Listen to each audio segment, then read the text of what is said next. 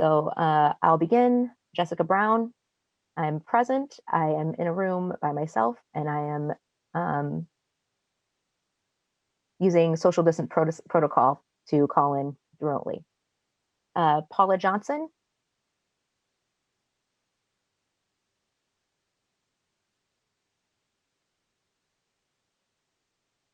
It looks like Paula may still be connecting her audio, so we're going to go on to Gloria Timmons.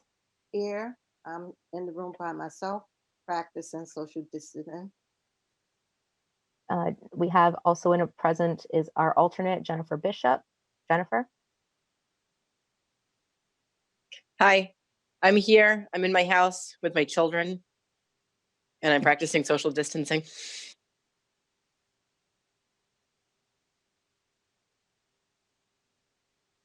We do have a quorum. So let's see, well, we're going to go ahead and go around, and who else is here? It looks like we have Miss Heather Raymond, Sharon Giglio, Dr. McKinney, Ray Garino, Sarah Kinsella is here remotely helping us operate things. ETV is in, Dottie Oden is tuning in, Donna Fitzpatrick is here, and Paula Johnson, are you able to connect your microphone? All right, well, hopefully she'll be able to work out those technical difficulties here in a few minutes. So the first item on the agenda this evening is talking, oh, and we just have Dr. Moseley is tuning in as well. Hello, sir. Thank you, Tara. Okay, so first of all, we are going to talk about the new guidelines and parent expectations that were revealed this week for the Nashua School District on remote learning. I'm going to go ahead and should we divide this into elementary and high school or middle school and high school? All right, so Dr. McKinney, I'll go ahead and let you start with the elementary school protocol or guidelines. Thank you. I think over the course of last week, there were conversations around changing the guidelines for parents and teachers. Some of the feedback was a little overwhelming at first, a lot of work. There was conversation back and forth around 4 days on, 1 day off, number of meetings with the DOE remotely, a number of meetings with area assistant superintendents. And in the end, when we calculate instructional hours, we calculate 6 hours for the elementary day. And by going to sort of a half-day model, we give more time and flexibility for our teachers and parents. Some of the feedback with the teachers were really trying to replicate the whole school day online, which is a lot. And some of the feedback from parents was managing, I'm sure we're all in this space of managing multiple people in the house, limited devices, the technology, the work, some people working during the day, then coming home at night trying to support kids. So in the end, after a meeting with the directors and feedback from principals and assistant principals, we moved to that 8:15 to noon kind of half-day model, 5 days a week, to give more time and flexibility for teachers and parents. Excellent. And as far as the 8:15 to 12, is it fair to say that if for a family it works better for them to work from 1 to 3, that would be acceptable? They just shouldn't necessarily expect their teacher to be respondent in that time slot? Sure, I think the rule of thumb is being flexible. So we certainly have a number of kids who are engaged in the afternoon. We're just trying to reduce screen time, reduce the amount of time in front of a computer for everyone.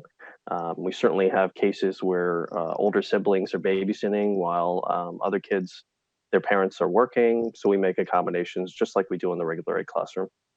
Excellent. I'm glad to hear that you and the teachers have been very so flexible on that avenue. I really appreciate it. Is anybody is there anything else to add right now, sir? Dr. McKinney, can you explain a little? This was one of the questions. I think it's kind of out there. There was a discussion whether we should go to a 4-day model and 1 day off, and just kind of talking a little bit about some of the difference, the rationale or the genesis of why we went to the 5-day model, particularly around IEPs and how they're written. Sorry about that. I left that part out. So we're traditionally built for a 5-day school week. So a lot of IEPs, support plans, enrichment, differentiation, and the plans are built along a 5-day school week. So to keep with that and to help with our special educators, we kept it that way. And that way the points of service and not having to redo these interim service plans or redo special education programming. That was one of the factors in keeping the 5-day week.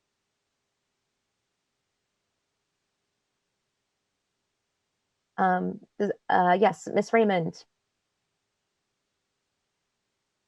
Thank you. I have a couple of questions about, first of all, assessments. Back when we first were talking about remote learning, there was, I think, a request from the state that we do some sort of daily assessment on our students. Are we still requiring that? Or are families able to have some flexibility where they do like pass everything in 1 day a week or 2 days a week? And then I'll ask my second question after. Absolutely. I think there's two parts to that. We have to take attendance. So part of the way we do attendance is for kids to do a morning check-in, respond to a question. How are you feeling? What's your favorite ice cream? What did you have for dinner? And we count that as being present for the day. Okay. And then after that, it's about collecting the work. And I don't think we're being stringent in terms of you have to turn it in by 12:15. You do the work over the course of the week and we collect it, then we can certainly assess it and give kids credit. And then my second question has to do with special education. I'm curious about how that's being handled because we have some students who are in the brick and mortar school in a special education classroom all day. And then we have some students who do both, where they were in a special education classroom part of the day and perhaps would be in a mainstream classroom for, say, math or vice versa, mainstream for most of the day, special education for part of the day. How is that being handled so that, like, for parents who are experiencing that, kids who have had multiple teachers during the day at the elementary level, how is that being handled to help parents out and students out, but also those teachers? Because it sounds confusing to me to try and do that remotely. It was in the beginning, it was very overwhelming, but the special education teachers and the classroom teachers have coordinated their schedules and supports. So thank you to the classroom teachers who definitely modified the work for a number of students. And then special education teachers are checking in with students at another time and helping them support them, modify the work even further. And now we've kind of grown over 3 weeks where we have everybody on a video platform, if you will, and then they're meeting individually, almost doing small groups, but in different meeting rooms and modeling instruction, giving direct instruction, modifying work. And that was part of the reasoning also behind the 5-day piece of giving people time to connect and collaborate and organize those things so kids do get the support they need. Thank you. I have a question. Was that Paula? Yes, all I'm right. sorry. No, it's I've had a okay. It's all hard right. No, time. that's fine. Thank you for speaking up. Yes, Paula, go ahead. I do apologize. My Zoom from other meetings seems to be crossing and it doesn't let me use my computer. So I do apologize because I got in a little bit late, able to hear things. A lot of information has been coming back from parents and teachers regarding times and how much workload, or some parents. So can someone please tell me, like at the elementary level, it's like 3 hours and 45 minutes a day, where the middle and high school is like 2 hours a day? If I was reading things correctly, I was trying out of the information that we got. I believe the guidelines for elementary, and I do have them right Yep. here in front of me was a recommendation of a specific timeline of when they should be working, but there was not a specific amount for, correct me if I'm wrong, Dr. McKinney, there wasn't a specific amount of work. It was a time slot in which they were supposed to be working, and parents and teachers are supposed to work together to make sure that the kids are not stuck staring at a screen for 10 hours. Well, I just want to kind of jump in because it did give the time frames, you know, it kind of like 8:15 to 9:15 office hour, 9:15 to 9:45 morning meeting, 9:45 to 10:15 literacy, 10:15 to 10:30 snack, 10:30 to 11 math, 11 to 11:30 science, and 11:30 to 12 unified arts. And that was at the elementary level. So I was just kind of curious about that. And then when I read basically what the schedule was for the middle and high schools, that seemed like it was like 2.5 hours. It just, I'm just kind of want to get the feel for how much time they're doing, you know, almost like per day. And also, what exactly are the teachers doing if they're not in the classroom? How are they interacting and where are they interacting from? Thank you. So the document you're referring to is really a sample schedule of what it could look like. And I would say after the first week, we started with very high expectations, almost replicating classroom instruction by minute into a remote setting. And it was overwhelming for a number of people. So the documents that I shared were an attempt to bring everybody down a little bit to a more manageable expectation, give more time and flexibility. And, you know, we didn't ask to kind of do this, and we weren't really prepared. We just kind of got the green light and we have to do this. So we do have classrooms that look very much like this sample schedule and have great success and are doing fine. Others, you know, based on a variety of factors, there are some challenges. The home environment, parental support, kids completing their work, and teachers even talking about a home life kind of work balance in terms of it's always there. You can always jump on your email when you're home. So the work that I presented was an attempt to kind of bring down expectations to a manageable level in this remote environment. And I had been on a number of calls across the state with all the state leaders, the DOE, assistant superintendents, and I would say we still have pretty high expectations, but the range is all over the place. And I think we were really trying hard to replicate curriculum instruction remotely. And now we're saying we just have to kind of help with learning, keep going, and preventing regression and maintaining basic skills. So I hope that answers your question. Ms. Timmons? Yes, thank you for taking my question to Dr. McKinney. What is the protocol for children that miss several days of sign-on? And what do we do with them? And how's they handled? We certainly, same protocols as when in schools in session, following the chain of command, the teacher outreach. We do have secretaries, homeschool liaisons, guidance counselors, social workers. And then after a period of time, it's a case-by-case basis what the challenges are. I did get some feedback that there was a time lag for like Comcast Essentials. So kids had a Chromebook, but they didn't have a way to get online. So we're working with them to get them up to speed. So it's not, we're not trying to be punitive. We're not trying to be strict. It's the range of challenges are all over the place. So I hope that answers your question, but we've been working very hard to get everyone engaged. And it's been a challenge for teachers, I would say, learning the technology, but then they're the frontline kind of troubleshooter, and they're not, or we're not ready to deal with the number of technological challenges that can happen and troubleshoot them on their own. They're really there to teach and support kids. Thank you. And what would be a teacher's order of operations if they have a student that's clearly not logging in repeatedly? It's multiple days in a row. They haven't seen any communication from someone. Are they pretty well aware of what they're supposed to do? They go to their administrator, what the social worker, what's their process?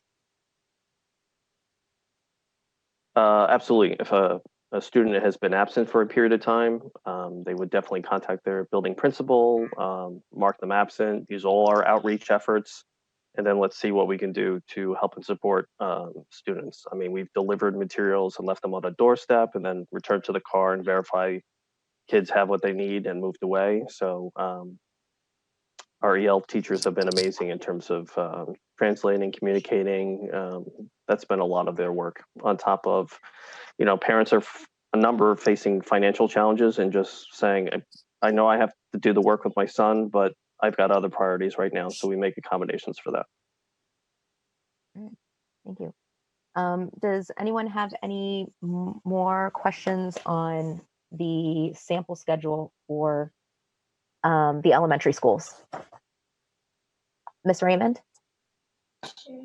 Thanks. Just clarify. So if we have families out there who are having a hardship with maintaining access to the computer, or say we have two parents who are both working, during the day, and they can't be there as an academic support, what should those parents do? The answer isn't email the board. Where should they go? Definitely start with a conversation with the classroom teacher, the assistant principal, the principal, guidance counselor, homeschool liaison, social worker. We do have a number of cases like that, and we just make accommodations. They may not be online at 8:15 to 12, but they certainly can do the work and turn it in at another time.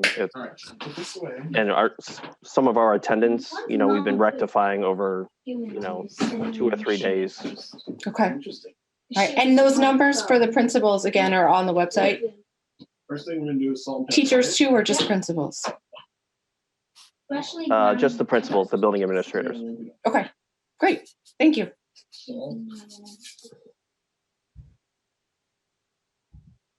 All right. Let's see. So one thing I do like about what you've got going on here is that it does lend itself well to flexibility. And I think that's the main key here.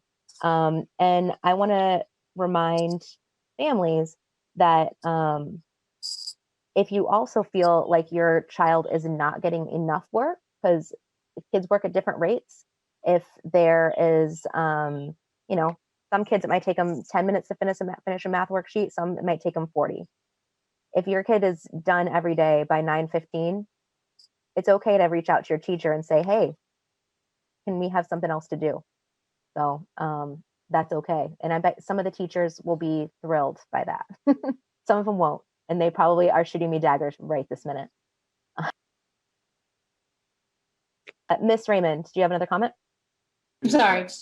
Yeah, I had one more question, and it's about math. That's what made me think about it. And I'm thinking about some of the, 4th and 5th grade math where a lot of us haven't done things like multiplying fractions and such in a long time. Where do parents go to get the support that they need to help teach kids stuff like the math that they haven't seen in 20 or 30 years? And now we do it differently. It's a lot of. Were you going to say something, Dr. Moseley? No, I was. Okay. On our website, we do have parent resources for Eureka. They have a number of resources for parents at home. I can make sure we publicize that a little bit better. And Great Minds Eureka is offering some video tutorials as well for parents and teachers. So I can make sure we get those out as well, because I understand it's a different way of doing math than definitely the way I was taught as well.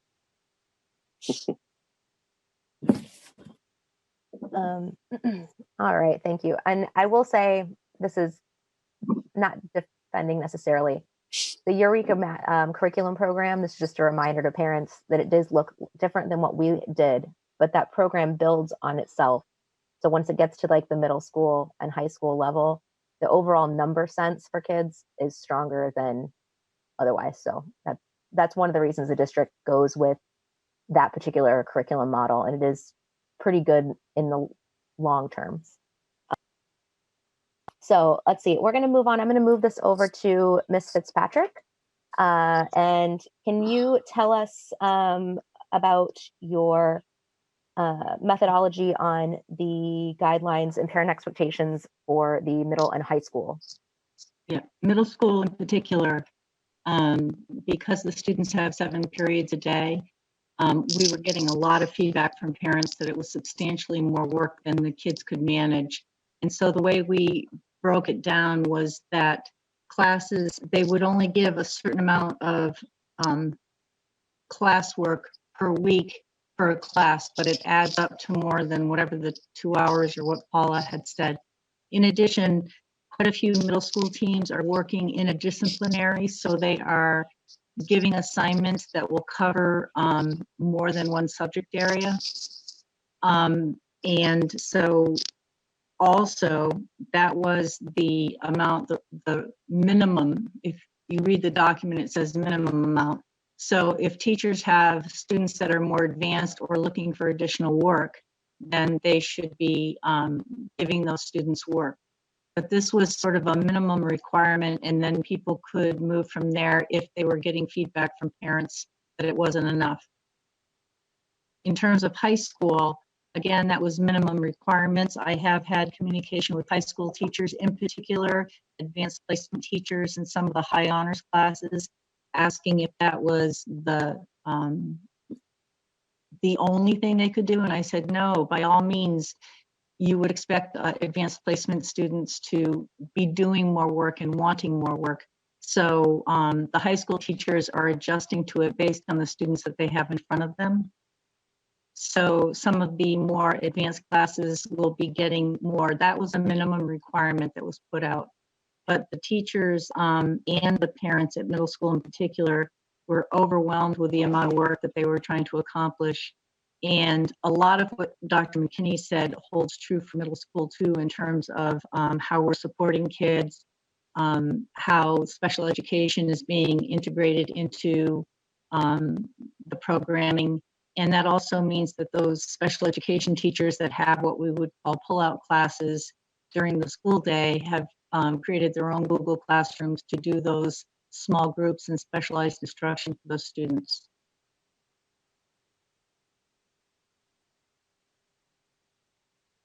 So I completely understand why putting a stricter time limit or tighter guidelines in the middle school specifically was necessary, because with 7 classes a day or 6 classes, if you get half an hour to an hour from every class, that adds up pretty quickly. Has there been flexibility on the schedule for teams coordinating with them themselves?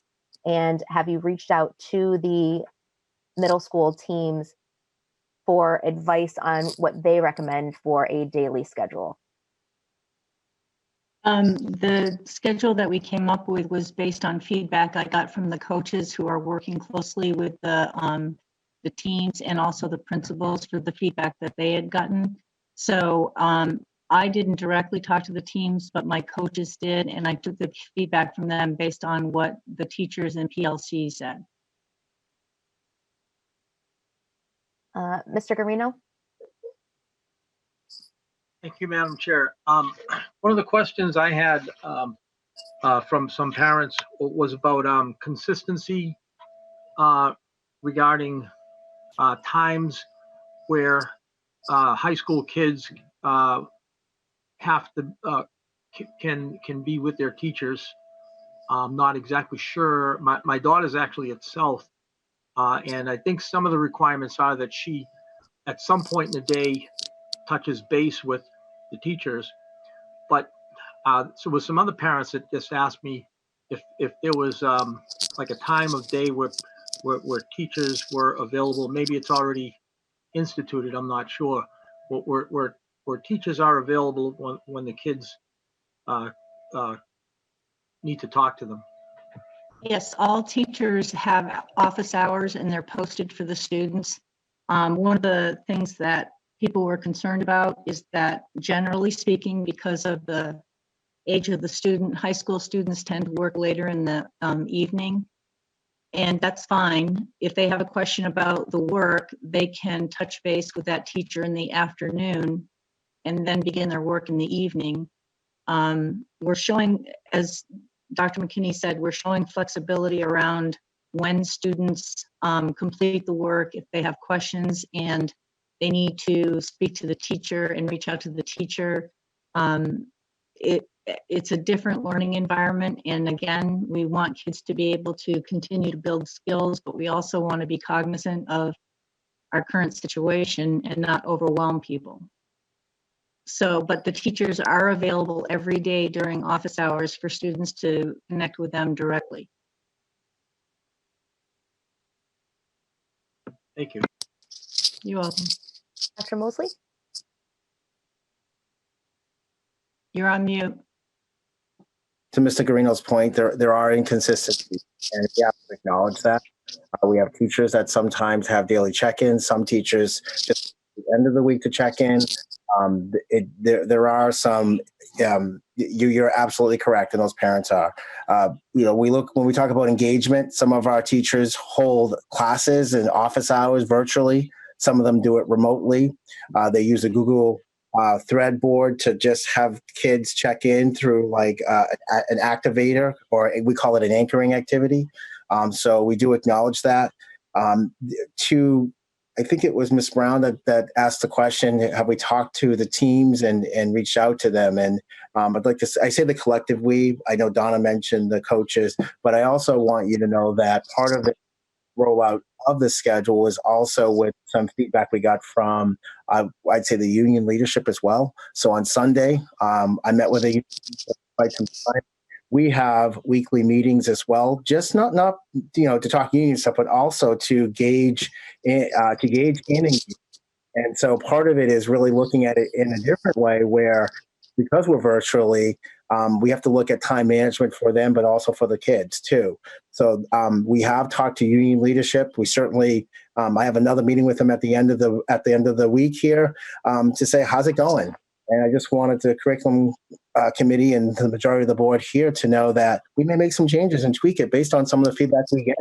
So it's our first iteration.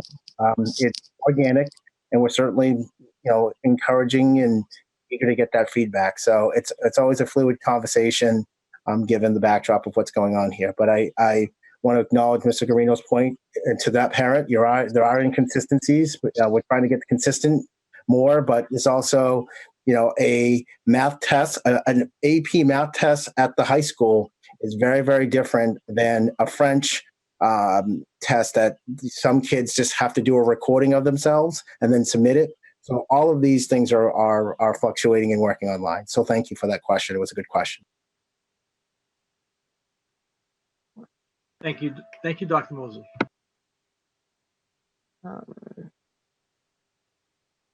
So let's see. I had one more question in regards to the high school blocks. So the high school blocks are there's only 4 blocks as opposed to the middle school where we're on 6 or 7. And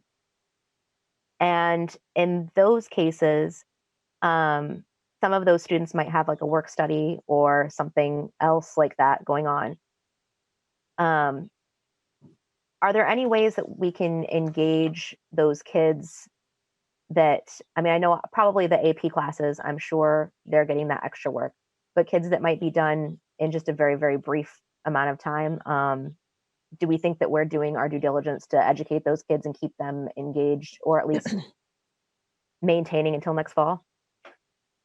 I think that we are relying on the teachers to know the kids in front of them, and that as they're working with the students, if they see that students are accomplishing the assignments more quickly than they would anticipate, then they'll alter what they're doing and give more work. But also, anytime a parent wants additional work for their student, whether it's middle or high school, they can put out a request to the teacher for enrichment activities that align with the curriculum. And I had one more question in regards to high school attendance. How's it going? When we're talking about a check-in, which I think is great, I see that that's how my students are doing that. They're answering a question every day, logging in. So even kids that may not be, um, necessarily an A student normally in the classroom, they still need to at least check in and show that they're doing something each day. What, how's that going? I kind of already know the answer to some of it, but what are we doing after that? Let's go with how's it going first. I think based on last week, things were going remarkably well. I frankly haven't checked in with the principals this week for the high school to say how's attendance. We did meet yesterday, but we were talking about other issues. So I didn't specifically ask that question, but last week I did ask and I reported out to the full board that they were surprised that attendance was really as good as it was. We weren't sure how it was going to go.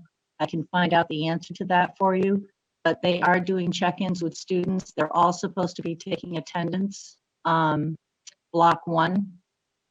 And so we are recording attendance because that's one of the things that we're required to do.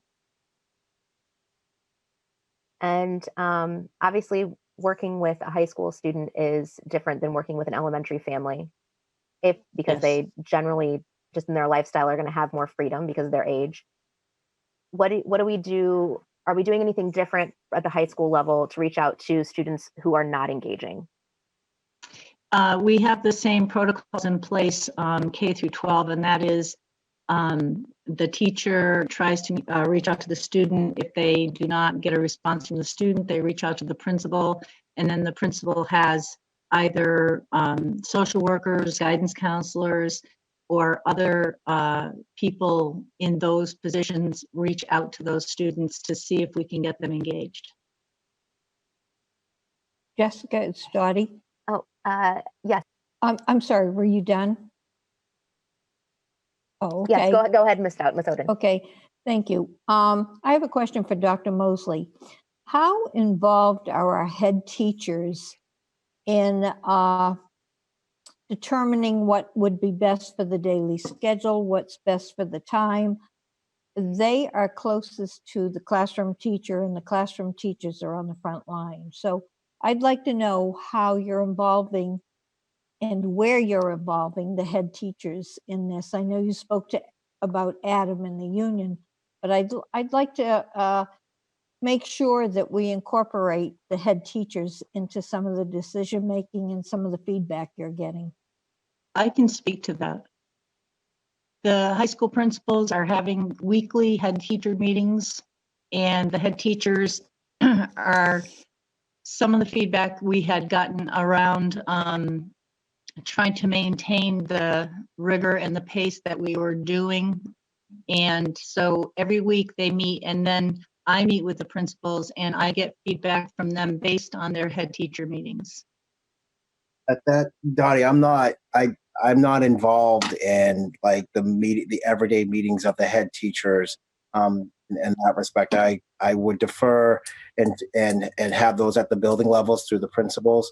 But certainly, if you've heard some of that feedback, we can get back. We'll certainly to piggyback on what Donna has said. Reiterate that.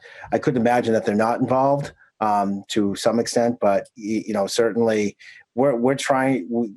We don't want to have an edict come down from that central office to the teachers. We really want to find out what works for the teachers, and that's why I'd like to say this is I say it's a fluid situation, not because we don't know what we're doing. It's because we have to keep gauging and adapting and modifying as we go along in this uncharted territory. So that's all. No, thank you. And I agree with you. I think this is more a bottom-up operation rather than a top-down, because, as I said, the teachers are closest to the situation. Let me ask you, were the head teachers, did their commentary make it into the acceptance of the guidelines? Yes. Okay. Okay. Thank you. I'm done. Thank you. Ms. Bishop, do you have a question? Is there a difference between the head teachers and the coaches? Yes, we have curriculum coaches at the elementary and middle school, and the curriculum coaches coach the 4 major core subjects.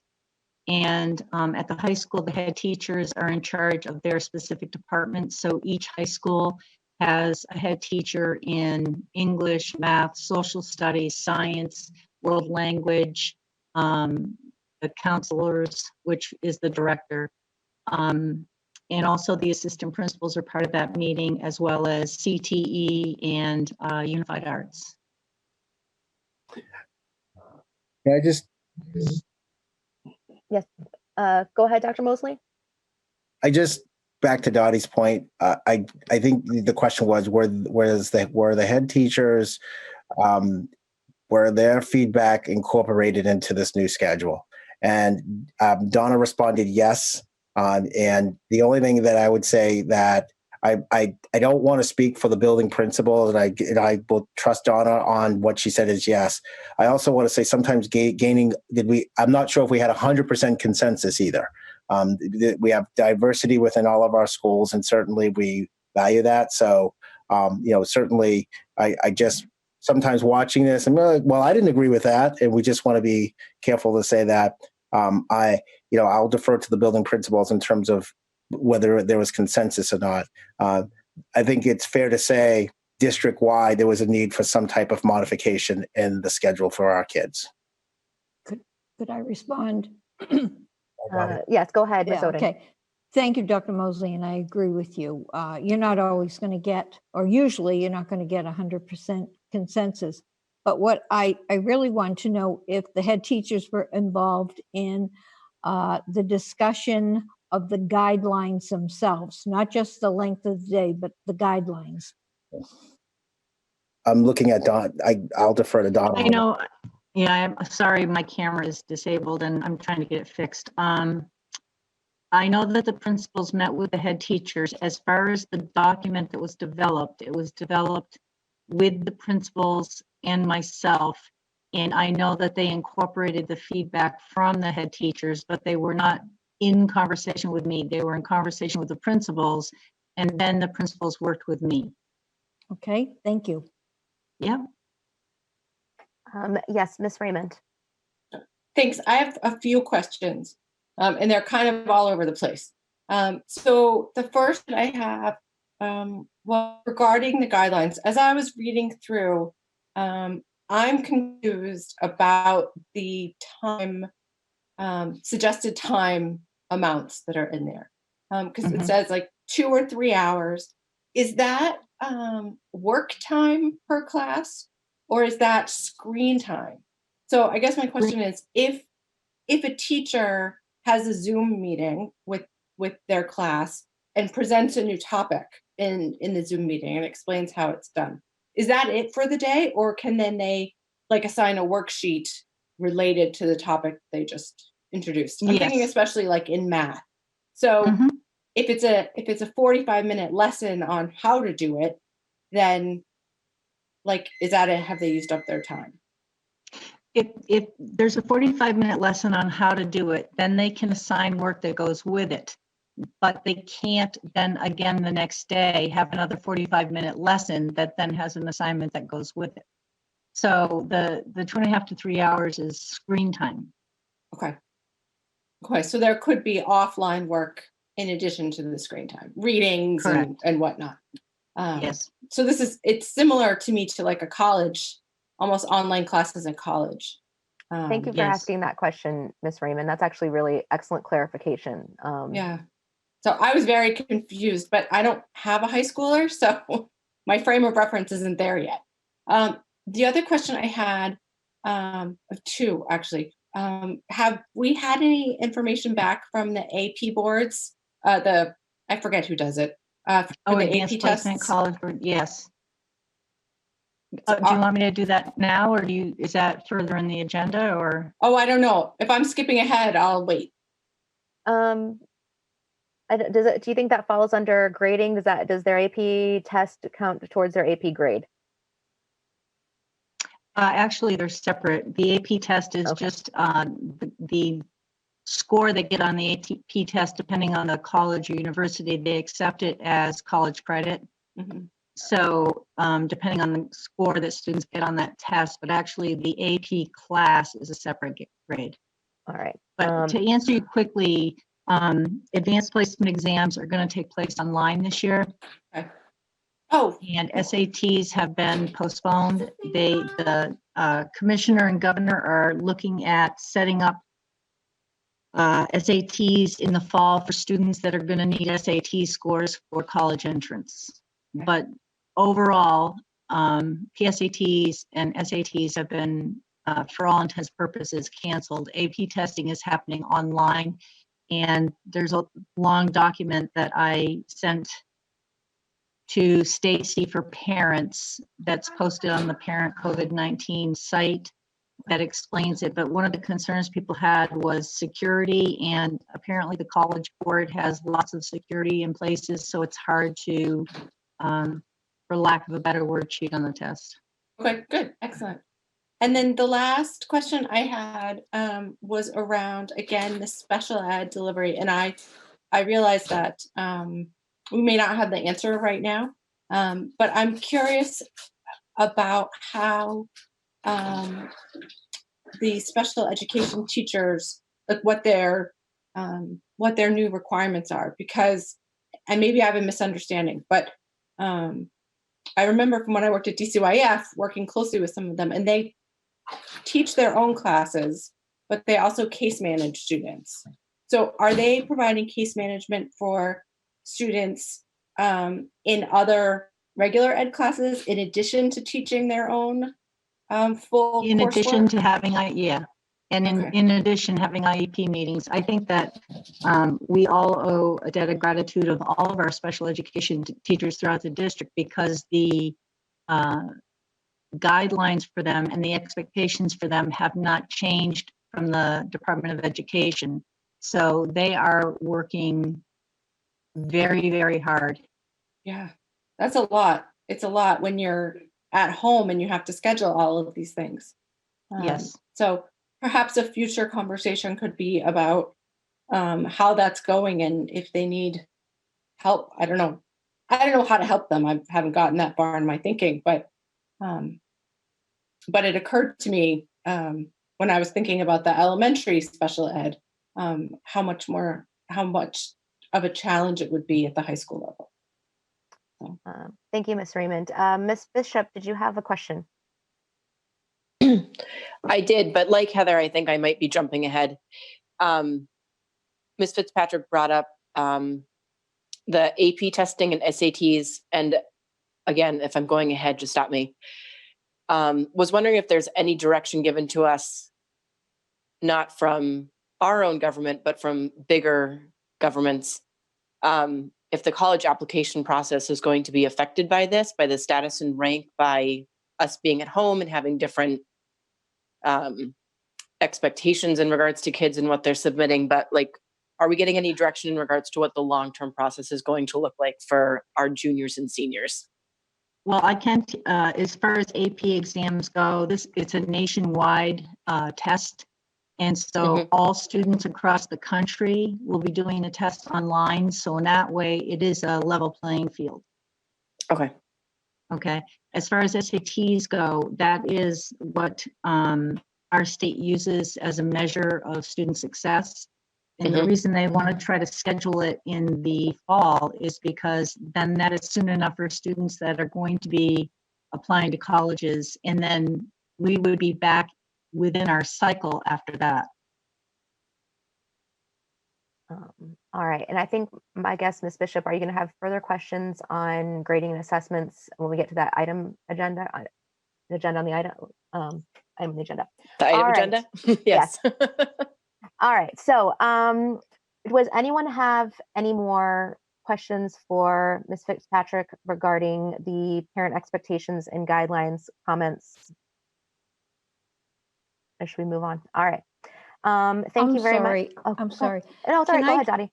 I'm sorry, can I just say, the next time there are updates or changes to the guidelines, when we post it on the website, could we somehow make it hard to miss? I'll tell you, I had to search for the guidelines that were just changed, for the updated ones. So if we could have in bold, bright letters, something about changes, please read the document below or whatever. I think that's imperative because I thought it was very difficult to find the updates to the guidelines. Thank you. Thank you. I think that would be pretty reasonable about any future announcements. And yes, I agree with that. Yes, Ms. Bishop? I would have liked to have seen that before it got posted, just to field questions from people that were emailing me. I felt kind of like I was thrown for a loop because I wasn't even aware that it was going to be posted. So I had to go search for it after parents and teachers reached out to me. So I was a little embarrassed because I felt behind the ball. So is there a way that we can get that information or at least notified that it was going to be posted? Sent an email to the board on Sunday with attachments that included all of that information and notification that that was going to be posted. Okay.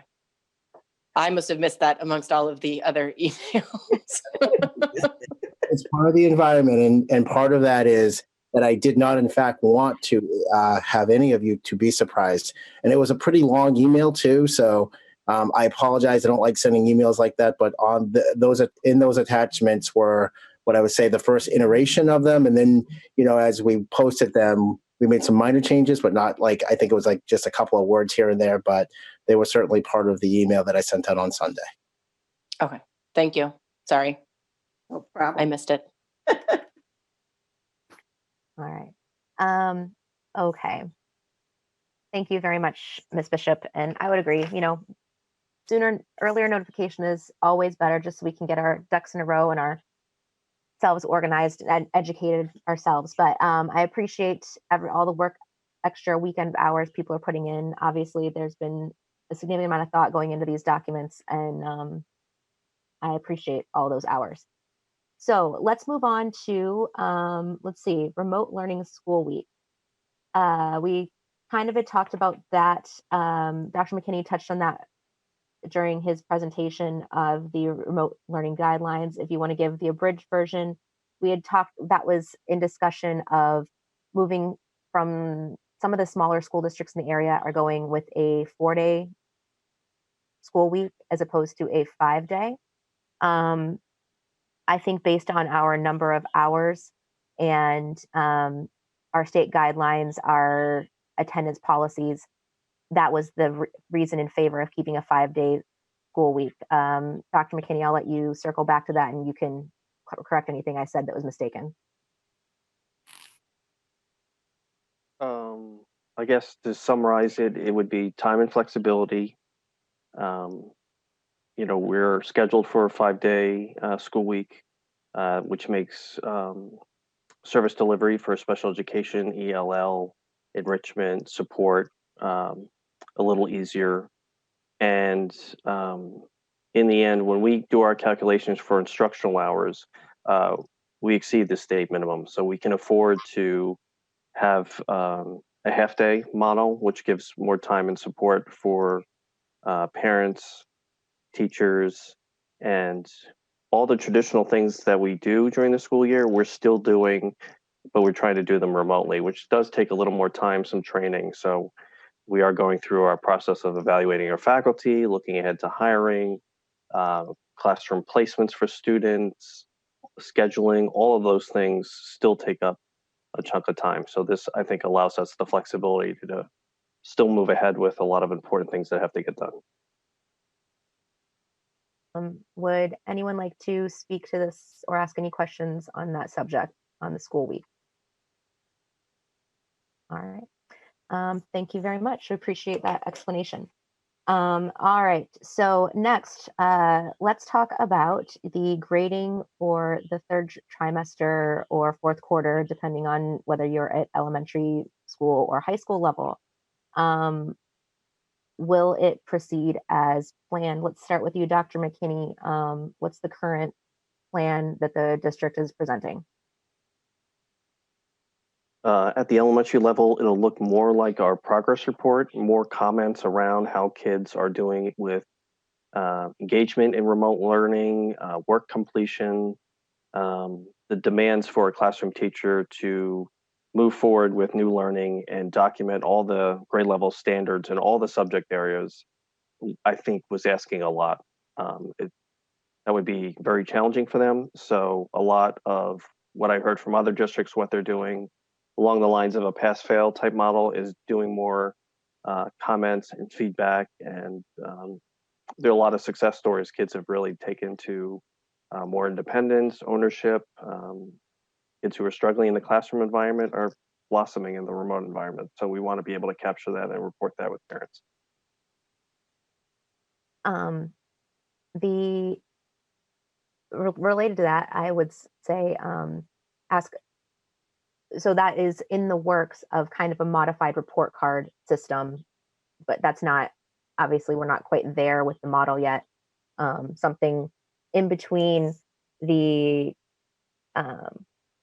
so that's, I don't know, as far as assessments go, I think I like that, and I'm glad to hear that some kids are really thriving with this new sense of responsibility. Miss Raymond, did you? Oh, go ahead, Mr. McKinney, Dr. McKinney. Just the other part to that that's important. Assessing work in this environment is really challenging. There's the validity can be questioned of who is really on the other end of that computer and turning in the work. And we do have instances where that's happened already. And I'm not just to say that it's widespread, but that is a concern of some of the teachers. So allowing them that flexibility and to be able to comment with narrative comments and not just a strict grade, pass or fail, or mastering content is, again, giving them a little more flexibility. Has the state done anything to modify their expectations on the traditional evaluation models? I think usually you have to evaluate 3 times or have proof that a kid has mastered something. Is it 3 times? Am I getting that? Oh, that's our guideline for 3 pieces of evidence to evaluate a standard. Have we modified that Yes. in any way? Okay. All right. Yes. Excellent. Glad to hear. Does anyone else have any questions about the elementary grading system evaluation? Yes, Ms. Raymond? Will we still get a mid-trimester progress report? Because usually you get the progress report about halfway, and then you get the report card at the end. Will that, and in the middle school as well, there's usually like some sort of an update in the middle and then a report card at the end. Will we still be getting that? Right now, we're just going to have an end of trimester kind of report card, progress report, very narrative oriented. Again, because the uncertainty, are we going to come back together again, in early May or not? That plus being able to, we're hoping just to deliver the trimester 2 report cards at the end of the year and just do it once. I need proper admission. Oh, sorry, hold on. We're very paper oriented in delivery. We print out the report cards, we give them to the kids, they go in the envelope. So we're trying to work on a workaround, but consensus from the administrators is if we can just do 1 delivery at the end of the year and give them trimester 2, trimester 3, and that would be the end. One of the big positives from going to remote, and I wrote it down, is the parent-teacher connection involvement has really gone to a higher level. So the need for constant reporting and things going back and forth, because I'm sure we can all experience, we're literally a part of the family now. We're in the homes, we can see video, so they're very connected. And again, if there are questions around student performance or struggles, you talk to the classroom teacher and you're literally, having a chat with them during an office hour. All right, thank you. All right, I don't think I see any further questions right now. As opposed to the elementary school. Let's talk about middle school and high school evaluation, unless you believe, since it's one's a trimester and one's a quarter. Do you think Yes. those are two different conversations, Mr. Fitzpatrick? Yes, I'll start with high school. The reason for keeping the grades at the high school level is because we do have a certain amount of students who are very concerned about GPA and class rank, and of course those are our high flyers. And the thinking is that they've already had so much taken away. The prom won't be happening. We don't know about graduation. A lot of the senior activities that they would normally get to have were not by anyone's fault, but taken away. And so the idea of removing GPA and class rank at this point in the year seems incredibly unfair. And to go to a pass-fail at the high school, the two high school principals said that the teachers would literally need to have professional development about how to make that transfer to make it fair for the students. Plus, a pass in a foundations level class is the same as a pass in an advanced placement class.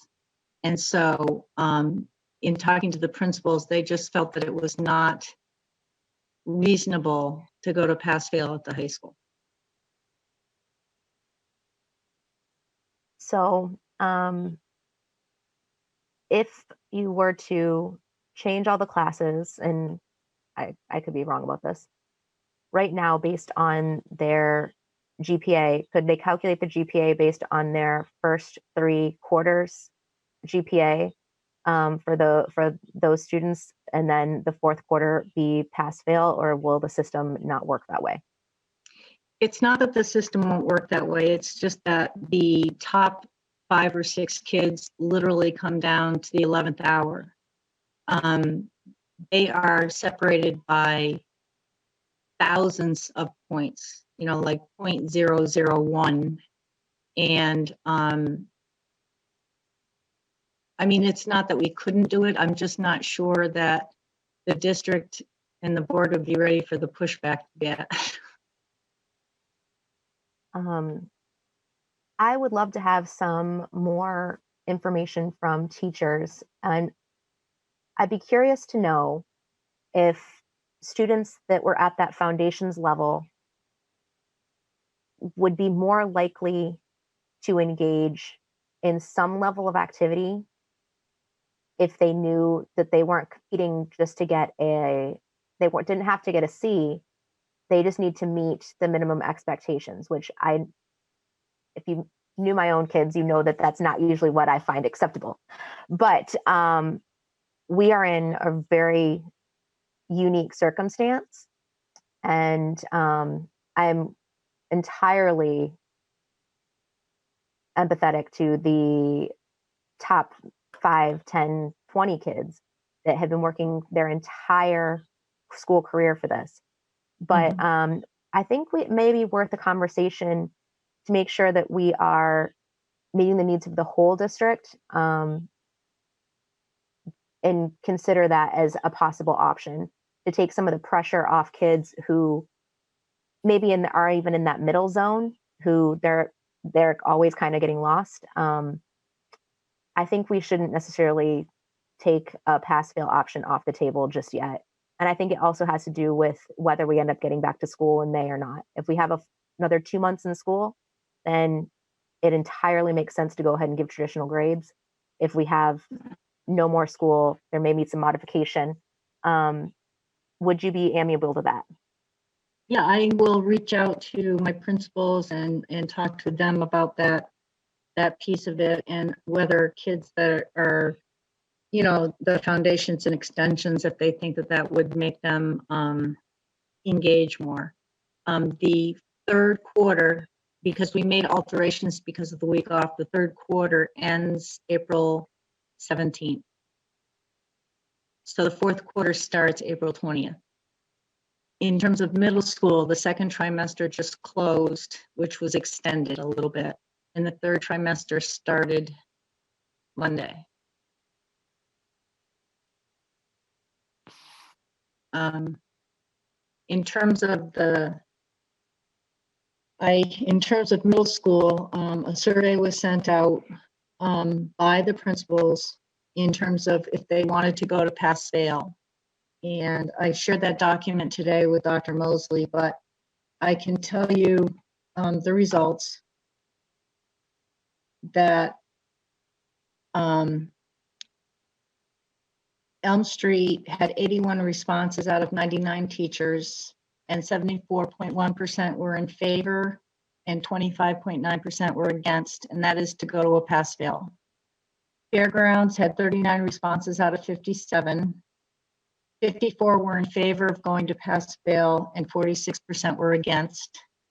And at Pennachuck, there was 45 responses out of 55 teachers, and 80% were in favor of going to pass fail and 20% were against it. Wow, those are some pretty staggering numbers. So I'm glad to see there was so much teacher participation in that survey. I think this is definitely something that we need to think about further. I'd love to hear, do you have one major pro and one major con for or against the argument to move to pass fail? I think that the major argument in favor of it is not being 100% sure about how to assess kids accurately. And I think that that's probably the number one. The feedback I've gotten from some teachers, just a handful, is that if we go to pass fail, that students will stop engaging altogether. I'm not sure I agree with that, but that is the feedback I've gotten. Thank you for that. Ms. Bishop, do you have a question? Oh, sorry. I'm wondering if the kids that would, if we went to pass fail, if they stopped doing the work, if those were the kids that were going to be the most challenging to get engaged anyway, and this may actually be an opportunity for success for them. That's possible. I can't honestly answer that question, but it's entirely possible that I do think that kids that are engaged are going to stay engaged. That's what I think. It's just my opinion, though. It's not anybody else's opinion. Well, we value your opinion. You are an expert in the field. Yes, Ms. Raymond.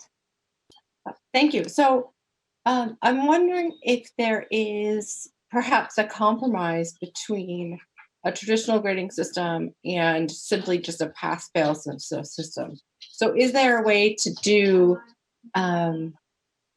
perhaps a range that would allow for those students who were engaged and participating, at least on a minimal level, but would have failed? Like, could we do like an audit to acknowledge the fact that they were there most of the time and they tried, but they didn't quite make it, as opposed to the kids who simply didn't engage, didn't participate? So I think go ahead. As the discussion goes on. Oh, okay. I'm sorry.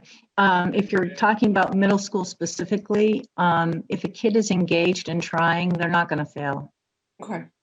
Well, if they don't, my concern is that if a kid is engaged in trying, but for example, let's take algebra.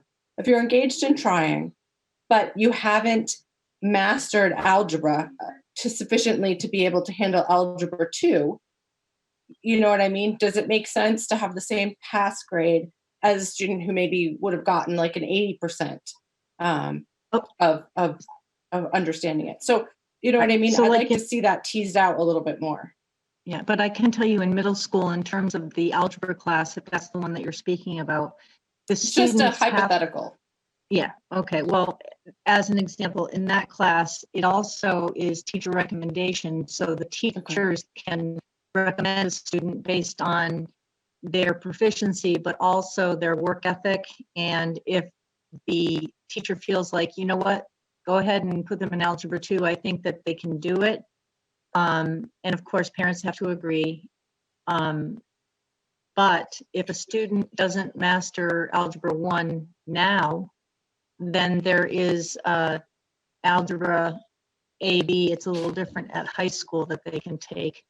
That's a little bit different, but we have that issue now. Before now, we had that issue.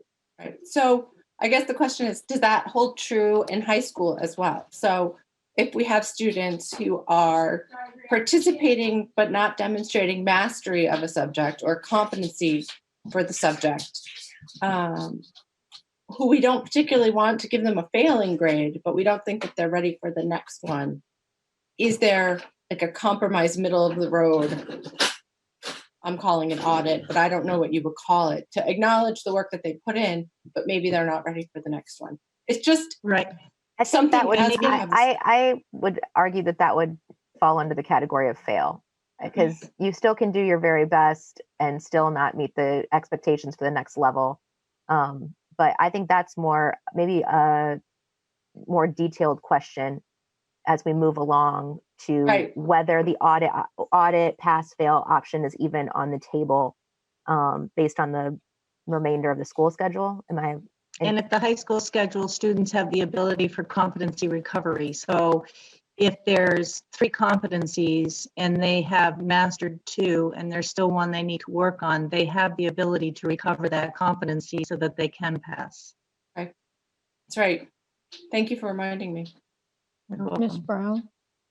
Yes, Ms. Oden. Okay, I don't know if any of you read it, but shortly before this meeting started, we got a recommendation from one of the head teachers at one of our high schools, recommending a pass-fail with an audit involved, and it was very compelling. I can't imagine how high school teachers are going to be able to grade the way they normally do, but I would hope that we would get the input from the head teachers again on this issue and how their teachers feel about the grading and how fair it was going to be.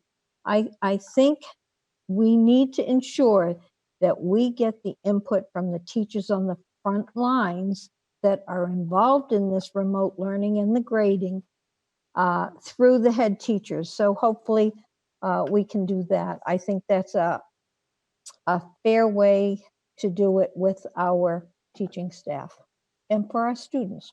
Thank you. Thank you, Ms. Hi. Oden. I'd like to say something. Go ahead, Ms. Johnson. Thank you. I just want to get back to, Mrs. Raymond was asking, and so Ms. Oden, something very interesting and very important here.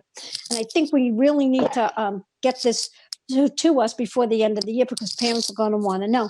So if the student does not pass and they fall into a fail with this whole thing, what are we going to do with them for next year? Like at one time, there used to be, and I don't know now, in world language, if they didn't master it, there would be an extension. So let's say the student is going from 6th grade to 7th grade, but they didn't master, let's say math, that's a good example. What's going to happen to them? Are we going to hold them back for one area? Are we going to provide tutoring over the summer to get them where they need to be? So these, where we're really treading in a territory we don't know, these parents are going to be starting to ask this very shortly as they start getting, a report card of some type, whether it's a report card for elementary, even, with just comments and more grading in the middle to the high school level. We need to be prepared to have this answer for them. And, they might master one subject, but not the other. So we need to figure this out. Thank you. Thank you, Ms. Johnson.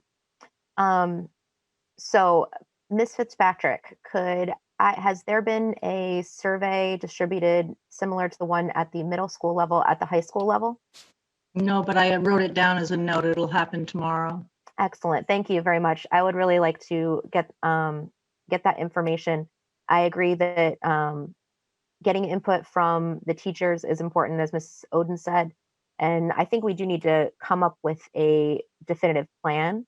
I don't know if we have all of the information we need right now. And I don't know if, but I think we should definitely come up with something, and maybe we can revisit it at the next board meeting, or at the next curriculum meeting if we don't decide that's a little too far out.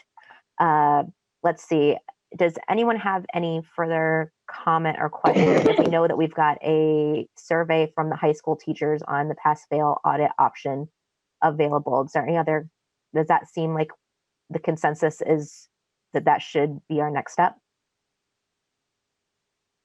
I think that's very important, that we need to really hear back from our teachers, who are the professionals on the front line here, as to what they feel, the pass fail, and even if kids need to have some type of an extension, what do they feel the next step should be between now and the next grade? I mean, it's a short period, but it's a long period, and it's a hard period because of this remote learning curve. So I think they would be the best ones to give us the feedback. I think that's a good idea. I agree with Paula. Okay, can I just make one point? This is a perfect time to do this for the high school teachers because the quarter doesn't end until April 17th. However, for middle school, the trimester just started. And if we are going to consider going to pass fail for middle school, I think the decision needs to be made sooner than later, because the teachers have had a lot of changes coming at them fast and furious. And I would hate for us to wait a month and then say, oh yeah, by the way, middle school is going to pass fail. So I just would encourage you to either decide to leave it as it is, or quickly make a decision about if middle school is going to pass fail. But I don't think that we should put off the decision because it really impacts the teachers. Okay. Let me ask another question here. Yeah, go ahead, Paula. How fast, and I hate to say how fast, but would we be able to just survey the teachers in the middle school just to get their opinion? And if need be, we could set a meeting for next week to just discuss and vote on something like this. So this way we're not putting it out too long, but yet we've got the information quickly. They've already surveyed the middle school level for this. I shared the results earlier, Paula, but I know you were having some technical difficulties. Right. Yeah. Would you mind reading those off again, Ms. Fitzpatrick? Okay, for Elm Street Middle School, 81 respondents out of 99 teachers, 74.1 were in favor and 25.9 were against. At Fairgrounds Middle School, there were 39 responses out of 57 teachers, 54% in favor and 46% against. And at Pennachuck, there was 45 responses out of 55 teachers, 80% were in favor and 20% were against. So the only school that's relatively close is Fairgrounds, but the other ones overwhelmingly, it was pass fail, and even Fairgrounds that was close was pass fail. Yes, Ms. Bishop?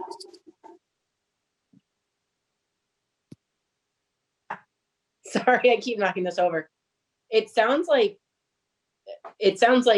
Ms. Fitzpatrick is saying that for at least the middle schools, this is a perfect time to get this done. And it sounds like the middle schools are saying that they are in favor of a pass fail. I don't see missing the opportunity to vote on it, to get to the end of that today. Okay, well, I can entertain a motion if someone would like to make one. Oh, looks like Heather's on it. Yes, Ms. Raymond, she's not actually on the committee, so it'd have to come from you, Gloria, or Paula. But I just want to remind the committee that motions meeting committee are to, I'm sorry, my dogs. Motions meeting committee are to send it to the full board, for approval, not to approve it in committee because we don't have a quorum of the board available at a committee to vote. So the wording ought to be something along the lines of voting to send Yeah. the matter of Mhm. middle school grading to the full board. Right. So I'll make that motion. Okay. I'll Go second ahead. it. All right. So how would is let me repeat the motion. Is the motion to send the matter of middle school grading to the full board for discussion, or would we like to move to recommend that we Recommend. change to Recommend. pass fail? Yep. All right. The All second right. one So would hold be on. overhead. So Heather, can you mute for 1 sec? All right. So can I please have a motion to move to recommend that we make pass failing the recommended grading scale evaluation method at the middle school? So moved. Seconded. All right, thank you very much. All right, so I will call the roll since we are doing a distance meeting. Miss Timmons, Yes. yay. Mrs. Johnson Yes. and Miss Bishop. Yes. Sorry, my cat was throwing up. All right, and Miss Brown, that's me. I'll say yay. The motion passes 4-0, unanimously. All right, there we go. We'll be talking about this more next week. I can't wait. All right, so any more questions, comments about the grading for trimester 3 for elementary and middle school? It seems to me like we should wait on movement for the high school until we get the survey back from the high school teachers that Ms. Fitzpatrick is going to be putting out this week. Yes, Ms. Bishop? Just to prevent us from having to come back into, well, to clarify, would we have to come back to a curriculum meeting to send the vote onto the board in regards to the high school? Or can we motion that at the next board meeting without needing to come back into subcommittee? We can, I believe we can make the motion in the full board meeting. Okay. If the conversation and discussion gets too broad, we can then send it back down to committee, but we can move during the full board. Okay, I just didn't want to waste any time. Thank you very much. I appreciate that. All right. So moving right along. Now we're going to talk about the fun part. Let's hear, we're going to move back to Dr. McKinney first. Do we have any, or this could be Dr. Moseley, remote learning strengths and weaknesses, wins, losses, things that we're improving upon? So we'll do the positives first. Those are always great to start with. So the video interaction between parents and teachers and kid to kid, that has been by far one of the highlights. Teachers make comments about seeing their faces and their faces light up when they see their friends and their classmates. Obviously, there's been a huge learning for everyone with technology, from Zern, Raz Kids, iReady. A lot of creativity out there as well. The little things that we do in school, the morning announcements, the pledge, all of that has gone remote. Joke of the day, read alouds. Tremendous amount of teamwork and collaboration across the district with teachers and our peer coaches, our administrators. And I spoke earlier about student ownership and success. Kids have really become a little more independent and more responsible for their work. Some of the challenges, I would say, our youngest students, K1, do need some support. They can't always read all the instructions, assessments. It's been a little challenging from them. We're even doing preschool remotely. So the parent schedule piece we talked about there, chasing kids down for student work completion, home life, homework balance. We talked about the tech challenges and the time commitment in the beginning. It was certainly a lot for teachers that first week, but I sent out a Google form on Tuesday and been getting a lot of feedback from teachers that Now they're able to breathe. They have some time. They're finishing up some professional development, report cards for try two. So for now, we're in a just right place. That's good. I'm glad that we are seeing some good things happening. I love, even though we're all separate, that people are doing their best to get together and reach out to one another. I know that I've seen so many happy faces on, these kind of Zoom meetings. Just a question about how kids are interacting. Children, elementary kids are usually using Google Meet. Is that correct for their interactions? Or are they using, no? Google Meet and Zoom. And Zoom. Okay. All right. Excellent. Okay. Mrs. Fitzpatrick, do you have anything at the middle and high school level that you find particularly challenging or that you are pleased to see working out? Well, I do agree with Dr. McKinney. The amount of collegiality and teachers supporting teachers through this learning curve has been tremendous. And a lot of people are very creative and they're sharing their ideas with each other. They're meeting in their own Google Classroom as adults to talk and to, give each other ideas about things that they could do. The interaction between the teachers and students has been really good. Like Dr. McKinney said, that engagement piece. And even with high school kids, I think that parents have a little better idea of what's happening for them because they're in the home. The IT, the technology coach, the coaches for the different subject areas have really been supporting teachers in a great way, and it's been working well. One of the things that I did find out, I was talking to Mike McQuilkin today, and one of the things that's, I think, a win is that industry partners are stepping up. And for example, BAE is offering to do guest lectures to students in CTE classes that apply to their subject area. So we're engaging industry through this process and building the relationships. So I see that as a big win. That is excellent to hear. I can give a little anecdotal win also. Band and playing together in an ensemble is pretty tough when you're at home by yourself. Someone once told me, if you're doing band from homeschool, it's just called lessons. But this week they did a Zoom meeting with one of the middle schools, and they did master classes with specific, if your saxophones, all the saxophones in the city had the option to call in together and meet with the saxophone instructor who was, or one of the flute instructors, in ways that kids couldn't have done previously, and all the middle schools connecting in a different way. So I think that was a pretty cool thing. Yes. So I consider that a win. Mm-hmm. All right. Thanks for that little update.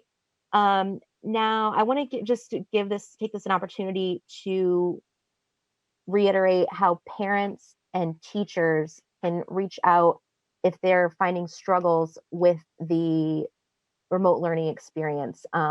Just that process that they go through. I know we said it earlier in the meeting, but in case there's somebody who's turning in now and just needs to hear it again, do we have resources for teachers, and do they know how to find them? And two, where do we find the resources for parents to engage? All the parent resources are under the COVID tab on the website, and all the resources for staff, bless you, are under the staff tab under the COVID section as well. Again, I would ask parents to contact their classroom teacher if they're having challenges, and classroom teachers will work their magic as best they can to resolve those things, engage with administration, guidance, social workers, help desk tickets remotely to try to troubleshoot some technological challenges, but we prefer that model, and reinforcing the chain of command would be great.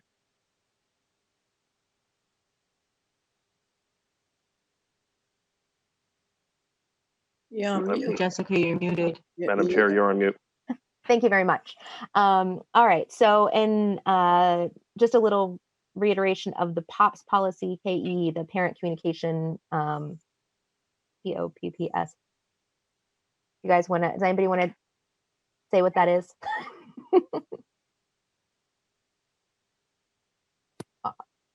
McKinney? I would be happy. I'm good. I'd be happy to say it. I just can't pull it up right now, Jessica. I would be happy to read it aloud. I just can't. I don't have it in front of me, and I only have one screen, so I don't want to leave you hanging. But I It's just okay. So, oh, go ahead, Dr. McKinney.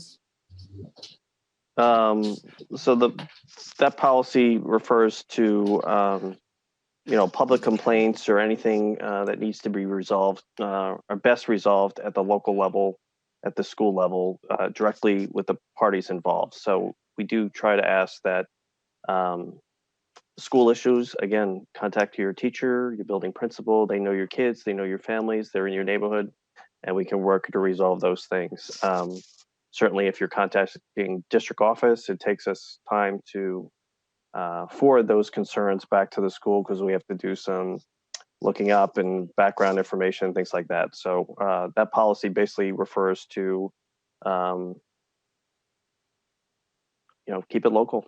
Yeah. Keep it So to they the school changed level. command. And honestly, if you go teacher, principal, up that direction, the matters can usually get solved quicker than if you start at the top and work your way down, because we have to reverse the email chain. So generally, if you have questions, that is the direction to go. So I really appreciate that. Does any of the board members want to make a comment or a question about anything else?